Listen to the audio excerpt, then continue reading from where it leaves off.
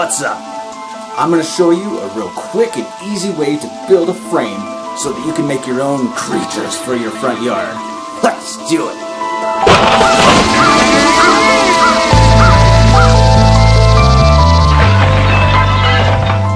So a new trend is having some of the biggest creatures you can have in your yard. And we've seen these online and in the stores. They're 7 feet, 10 feet, and even taller.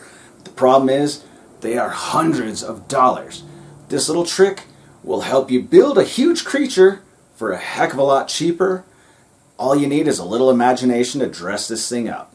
The items needed for this frame: you'll need 2 10-foot pieces of 1.5 inch thick PVC pipe, 2 pieces of rebar, 4 90-degree elbow slip fittings, 1 T-slip fitting, 1 cross slip fitting, a saw, and a hammer. A slip fitting is just smooth on the inside. The other kind of fittings are the ribbed fittings, and you don't want those. You want these to be able to slide right onto the pipe and then come right back off real easy, so you can put it together and take it apart if you want to. So the first thing I want to do is figure out just how tall I want to make this guy. I happen to have 2 pieces of PVC pipe that are 10 feet long left over from an old project. So what the hell? I want to make this guy big. So I'm going to make each one of his legs 5 feet tall. Cut one of these pipes right in half. So for the torso part, or which will be the spine, I'm actually going to do that about a foot and a half shorter than I'm doing the legs. So in this case, it'll be 3 foot 6 inches. So I'm going to mark that. And I'm going to cut the pipe right there.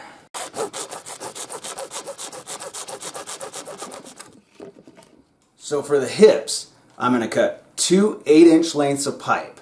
And so when you connect those into the T, it should give them a fairly wide stance.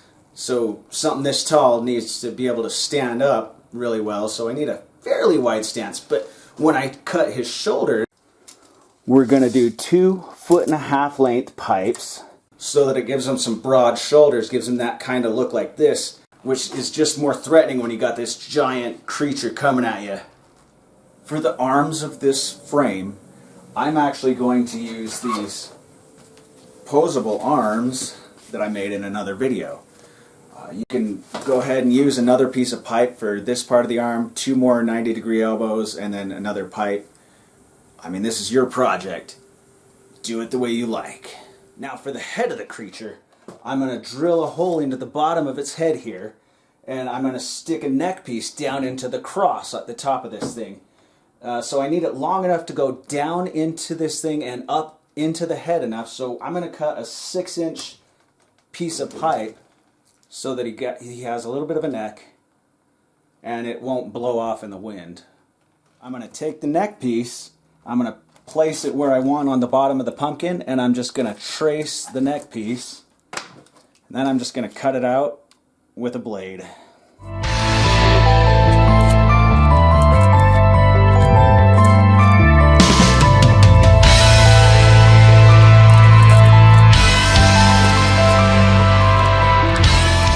Get the initial layer cut off with the knife, I like to take a soldering iron, put a hot knife tip on it, and just kind of melt away the insides. But be careful not to do it too wide. It's better to just kind of work from the middle out so that you can keep that tight. You want it to fit really tight over that pipe so that it doesn't slip or blow off in the wind.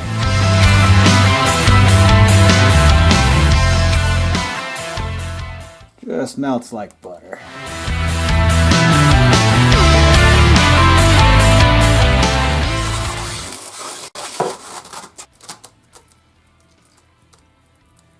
Yeah, that should work. Now for the easy part, the assembly. Take one of the pipes dedicated for the leg and put a 90-degree elbow on one end. Repeat for the other leg. On the other end of each of the elbows, the pipes that are dedicated as the hips, and both of those will connect to either end of the T-joint. The middle of the T-joint is going to have the spine connected to it. The spine will connect to a cross out of the two sides of the cross, you're going to have the two pipes dedicated as the shoulder pipes. On each side of the shoulder pipes, you're going to put a 90-degree elbow and a little neck pipe popping out of the tub.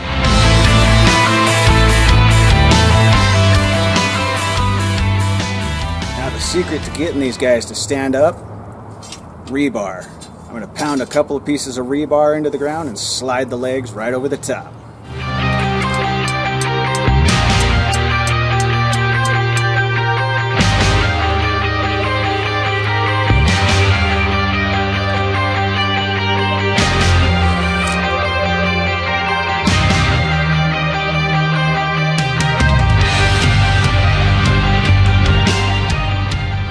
Well, hell, you ain't that scary.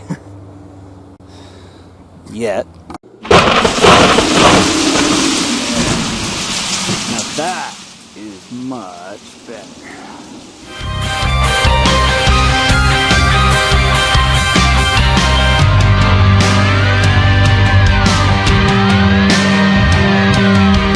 One extra little note, like a dummy, I built the guy on a hill. I even knew the hill was here. I don't know. And we always have constant wind here. So, as an extra precaution, I took one of these garden stakes and ran it all the way up his spine. And now, he's nice and sturdy.